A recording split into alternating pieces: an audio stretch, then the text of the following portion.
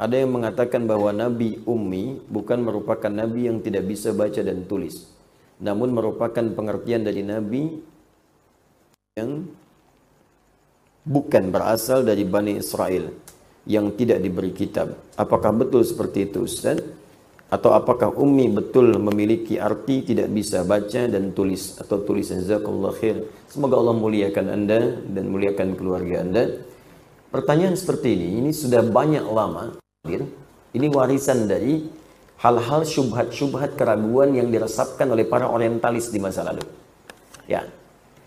Pertanyaan ini, teman-teman sekalian, tidak pernah hadir bahkan dari musuh-musuh Islam sekalipun yang membenci Nabi SAW di awal masa kenabian. Dan mereka sepakat Muhammad SAW itu ummi. Muhammad gak bisa baca SAW. Muhammad gak bisa tulis. Ya, dan pengertian ummi di kalangan orang Arab pada saat itu, apalagi di konteks tempat Nabi tinggal, sepakat semua orang gak bisa baca, gak bisa tulis. Apa hikmahnya? Bukan berarti bodoh. Tidak, ummi itu bukan berarti bodoh. Ya, boleh jadi orang nggak bisa baca dan tulis diberikan kelebihan-kelebihan tertentu untuk hikmah tertentu. Ya, apa hikmah yang paling utama? Nabi Muhammad SAW dijadikan ummi oleh Allah Subhanahu Wa Taala, tak punya kemampuan membaca, tak punya kemampuan menulis. Di antara hikmah terbesarnya adalah supaya tidak ada tuduhan ketika Al-Quran diturunkan adalah bagian dari rekayasa dan hasil kreasi Nabi Muhammad SAW. Karena Nabi itu pandai baca, Nabi pandai tulis, oh pantas Quran itu buatan Muhammad. Itu diantaranya. Makanya ketika wahyu turun pertama kali untuk membuktikan apakah yang dimaksud ummi itu bukan Nabi yang keturunan Bani Israel, ataukah ummi itu tak bisa baca dan tulis. Perhatikan bagaimana ketika ayat pertama diturunkan. Apa ayat pertama itu? Iqra bismi rabbikal ladzi khalaq. Ketika kalimat iqra turun, iqra. Apa jawaban Nabi? Sepakat semua riwayat. Saya ulang ya, sepakat semua riwayat, mutawatir sifatnya. Jawaban Nabi pertama kali, ma ana biqari. Ma ana biqari. Saya betul-betul nggak bisa baca. Perhatikan, dalam bahasa Arab ada ma qara'tu, ada ma ana biqari. Ada hukum di ilmu nahwu, kalau ma nafi bertemu dengan ba, maka hukumnya taukid. Atau laisa, ma laisa bertemu dengan ba setelahnya, hukumnya taukid untuk menguatkan. Paham? Tidak. Contoh. Di surat At-Tin, di ujung ayatnya, alaisallahu bi ahkamil hakimin. Allah bisa mengatakan begini, alaisallahu ahkamal hakimin. Kenapa kemudian masuk ba di situ? Di kaidah ilmu nahwu, kalau ada laisa setelahnya ba, itu hukumnya taukid, menguatkan, benar-benar. Jadi kalau ada yang meragukan, ya dipakaikan setelah laisa ba supaya dia yakin. Untuk meyakinkan orang ragu bahwa ini benar-benar loh. Kata Allah, saya serius, saya ini hakim yang paling adil. Apa engkau masih ragu juga? Sekarang Nabi ketika mengatakan, saya nggak bisa baca, pakai ba untuk menegaskan pada yang ragu. Yang menuduh Nabi, kamu bisa baca ya, kamu bisa nulis ya. Makanya polos kalimat yang mengatakan ketika Jibril turun, menyamar jadi lelaki, mengatakan, Iqra ya Muhammad, baca. Kalimat Iqra, sebelum disempurnakan, Iqra, ya kata malaikat Jibril, itu untuk memberikan kesan kepada kita semua. Nih, lihat nih, Muhammad bisa baca nggak? Bisa tulis nggak? Ummi atau bukan? Ya, maka apa jawab Nabi? Ma ana biqari. Saya betul-betul nggak bisa baca.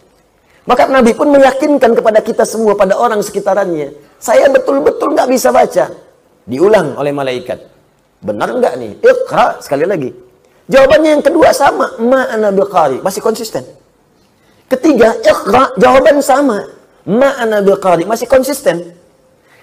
Kenapa sampai diulang 2 kali, sampai 3 kali? Untuk memastikan betul. Kalau jawaban sedikit berubah, tidak ada konsistensi di situ, berarti ada sesuatu yang harus dicurigai. Iqra, ma ana biqari. Iqra, ya sedikit sih bisanya. Iqra, ya baiklah saya baca. Ada tidak konsisten di situ, inkonsistensi. Tapi ketika semua kalimatnya sama, ma ana biqari, ma ana biqari, ma ana biqari, ini menunjukkan benar-benar Nabi tidak bisa baca. Nabi ummi sifatnya, tidak bisa membaca. Karena itu kemudian turunlah kalimat lengkap sempurna. Iqra bismi rabbikal ladzi Muhammad, baca, ikuti bacaan ini yang akan saya bacakan, bukan karena engkau nggak bisa baca. Bukan karena engkau punya guru yang mengajarkan kau membaca. Bukan karena engkau nggak pernah sekolah. Tapi bacakan itu, niatkan semua karena Allah yang menciptakan kamu saja begitu mudah. Apalagi membuat kamu bisa mengikuti bacaan. Niatkan karena Allah. Minta kepada Allah diberi kekuatan mengikuti bacaan. Membuat kamu saja, mencipta kamu begitu mudah. Ya, mencipta manusia itu kan luar biasa. Ya, kompleks unsur-unsurnya. Itu bagi Allah sangat mudah. Apalagi menjadikan kau bisa mengikuti bacaan, kata malaikat. Ya, Iqra bismi rabbikal ladzi khalaq. Khalaqal insana min Iqra wa rabbukal akram. Muhammad, baca karena Rabbu. Kenapa baca karena Rabbu? Guru itu mulia, sekolah itu mulia. Mulia dalam bahasa Arab karim, hebat. Al-Ustadz karim, Ustadzah karimah. Guru mulia, dosen mulia, Ustadz mulia, Kiai mulia. Allah lebih mulia. Jadi kalau yang mulia saja bisa mengajar, apalagi Allah yang lebih mulia, gampang menanamkan engkau pada dirimu untuk bisa mengikuti bacaan. Niatkan semua karena Allah. Ini ayat mengajarkan pada kita, kalau Anda sedang belajar, anak Anda sedang belajar, dalam mengikuti kesulitan tertentu dalam pelajaran, maka kembalikan kepada Allah, minta. Ya, minta. Makanya sebelum anak-anak belajar tuh ibunya berdoa, bapaknya berdoa. Ya, anaknya berdoa. Ibnu Abbas sebelum belajar dibelai oleh Nabi, diberikan doa. Allahumma faqihhu fid din wa 'allimhu ta'wil. Maka semua pelajaran yang dipelajari Ibnu Abbas jadi ringan untuk dipelajari. Saya berikan satu rahasia. Ini di antara kita saja.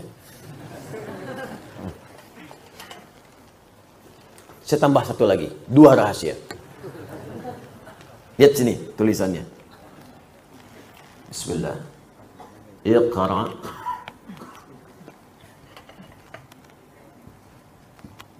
Bismi rabbikal ladzi khalaq. Jazakallahu khair, Pak. Bismi rabbik.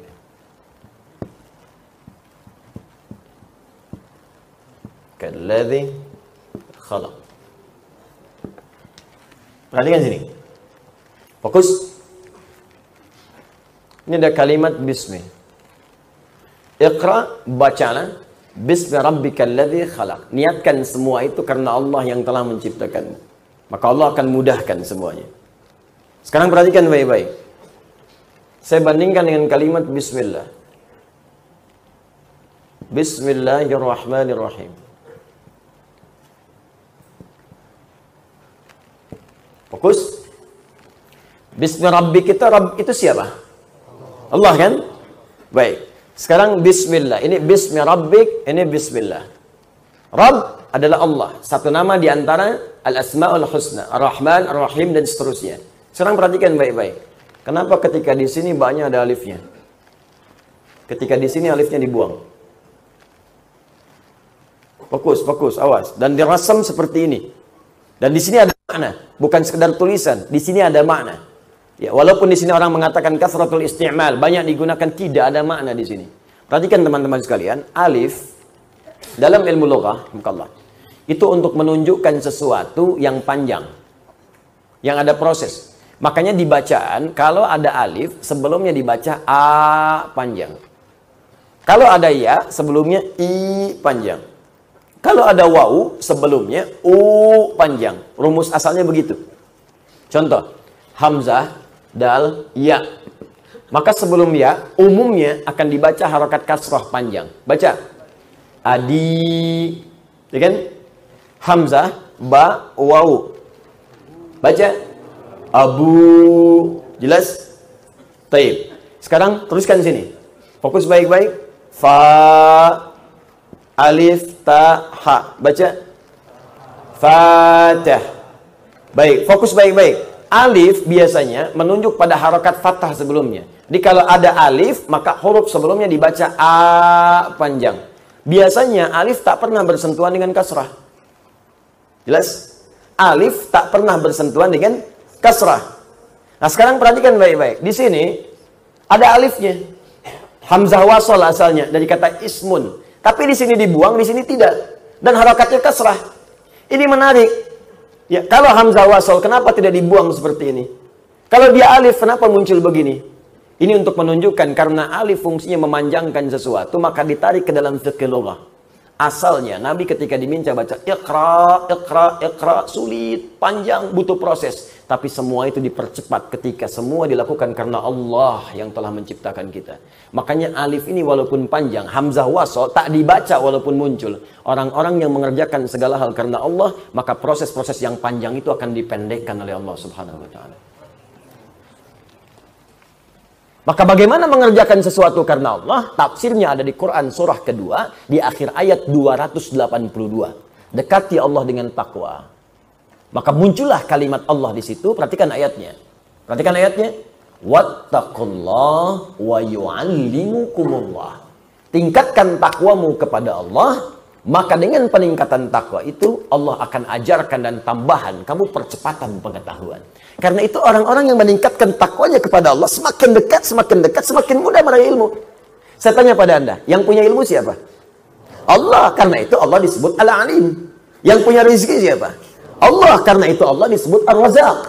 Anda dekat dengan pimpinan, kan Anda mudah mengakses segala hal pada pimpinan Anda. Anda dekat dengan direktur, Anda mendapat kemudahan akses di perusahaan Anda. Anda dekat dengan Allah, apa yang tidak mudah bagi Allah? Anda dekat dengan dosen, diberikan bimbingan dari dosen, begini. Tapi Anda dekat dengan pemilik ilmu, Allah, langsung ditanamkan pada jiwa Anda. Nabi Muhammad orang paling takwa di muka bumi.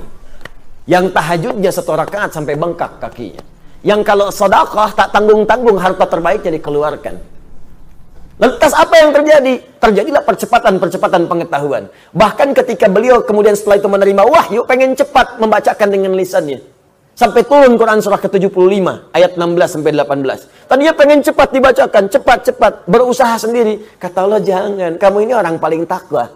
Karena paling takwa, Allah gak persulit. Turun kalimat, la tuhannik bihi lisanaka lita'jala bi. Inna alaina jam'ahu wa qur'ana. Fa'idha qara'nahu fattabi' qur'ana. Muhammad, jangan cepat kau menggerakkan lisanmu supaya cepat hafal, dibacakan apa yang dibacakan ini. Ya cukup kamu ikuti bacaan saja. Ketika kamu ikuti bacaannya, aku tanamkan kemudian Al-Quran itu dalam jiwamu. Jadi baru dengar sekali, langsung hafal. Karena Allah yang menanamkan bacaan itu dalam jiwa. Yang paling indah, apakah itu khusus untuk Nabi atau kaidah umum dalam pengetahuan? Tadi malam saya sampaikan. Dalam rumus di kaidah ulumul Quran, pada bab asbabun nuzul, ada kaidah berbunyi begini. Al-ibaratu bi'umumil lafzi, la bi khususis sababi. Hukum itu berlaku dilihat pada lafadznya. Kalau lafadz itu umum, maka berlaku umum. Kalau lafadz itu khusus, maka berlaku khusus. Ternyata isyarat di ayat ini sifatnya umum. Umum artinya apa? Artinya siapapun yang mendekat kepada Allah Subhanahu wa ta'ala, maka akan diberikan percepatan pengetahuan seperti Allah pernah memberikan pada orang-orang sebelumnya. Walaupun levelnya tentu akan beda dengan level kenabian. Karena sifat Nabi itu fitrahnya mendapatkan pengajaran. Adam dari sejak pertama diciptakan dan turun, diangkat sebagai Nabi, diberikan langsung pengajaran. Makanya kalimatnya wa'allama Adamal asma. Allah mengajarkan langsung pada Adam. Kita bukan Nabi, tapi diberi potensi. Kalau kita ingin keluar potensi itu, mau jadi apapun bisa. Katakan ya, pada jiwa kita, tidak ada manusia yang bodoh. Ingat, manusia bodoh itu cuma lagu. Gak ada manusia bodoh. Ingat baik-baik. Semua pintar. Karena dalam diri kita itu banyak potensi. Mau jadi ahli fisika bisa, ahli kimia bisa, ahli biologi bisa, sekaligus ahli kimia, ahli tafsir bisa. Ya, ahli kimia yang hafal Quran bisa. Ahli tafsir yang hafal hadis ada banyak, Pak. Tinggal maunya kita apa? Bisa dieksekusi. Caranya bagaimana? Ya belajar. Untuk mendapatkan percepatan dalam belajar itu dekati pemilik ilmu Allah. Nabi sudah kasih jalan. Bagaimana cara mendekati Allah? Salat tingkatkan, hafalkan Quran. 2 aja.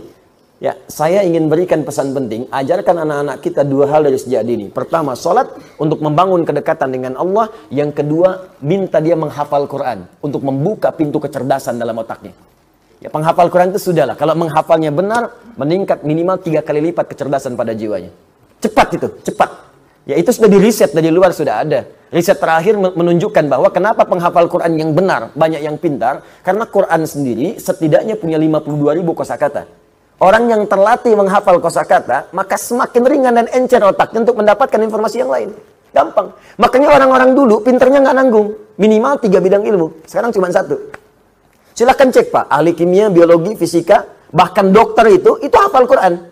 Anda buka kitab, namanya Bidayatul Mujtahid, fi Nihayatil Muqtasid.